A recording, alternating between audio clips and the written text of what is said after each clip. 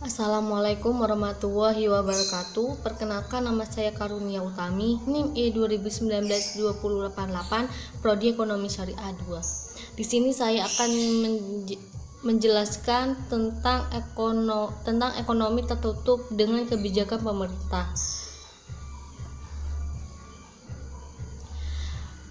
Pengertian ekonomi tiga sektor. Ekonomi tiga sektor adalah perekonomian yang meliputi kegiatan dalam sektor perusahaan, rumah tangga, dan pemerintah. Adapun siklus perekonomian tiga sektor. Yang pertama itu perusahaan, seperti investasi, terus gaji, upah, sewa, bunga, laba. Terus kalau pemerintah itu seperti pajak, pengeluaran pajak perusahaan, dan yang terakhir rumah tangga. Rumah tangga itu meliputi konsumsi rumah tangga. Selanjutnya saya akan menjelaskan aliran baru dalam siklusi aliran pendapatan. Pembayaran pajak oleh RT dan perusahaan kepada pemerintah, pendapatan pemerintah. Pengeluaran pemerintah ke sektor perusahaan sama dengan pembelian barang dan jasa yang diproduksi perusahaan.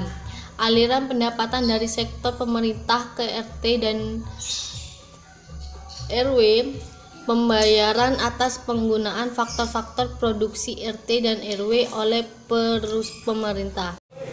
Selanjutnya, adanya campur tangan pemerintah menimbulkan dua perubahan penting. Yang pertama, pungutan pajak yang dilakukan oleh pemerintah menambah pengeluaran agregat pada industri dan rumah tangga. Yang kedua, pajak memungkinkan pemerintah melakukan pembelanjaan dan ini akan menaikkan pembelanjaan agregat. Karena belum ada perdagangan dengan LN, maka perusahaan tiga sektor dinamakan perekonomian tertutup. Selanjutnya, pendapatan yang diterima oleh RT akan digunakan untuk tiga tujuan. Yang pertama, ditabung, yang kedua membayar pajak. Dalam keseimbangan berlaku persamaan, yaitu rumusnya Y sama dengan C ditambah I ditambah G. Sedangkan tiap tingkat pendapatan nasional berlaku, yaitu Y sama dengan C ditambah S ditambah T. Yang pertama, membayar konsumsi atau C. Syarat keseimbangan, penawaran agregat atau AS dan sama dengan agregat demand. Dalam perekonomian yang tidak melakukan perdagangan LN atau AS sama dengan Y, sehingga pada keseimbangan pendapatan nasional berlaku persamaan, yaitu C ditambah I ditambah G sama dengan C ditambah S ditambah T. Apabila C pada tiap ruas dikurangkan, maka berlaku I ditambah G sama dengan S ditambah T. I ditambah T adalah suntikan, S ditambah T adalah bocoran. Selanjutnya, pajak langsung dan tidak langsung.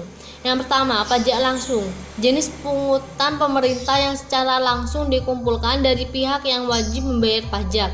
Yang kedua, pajak tak langsung, pajak yang bebannya dapat dipindahkan kepada orang lain.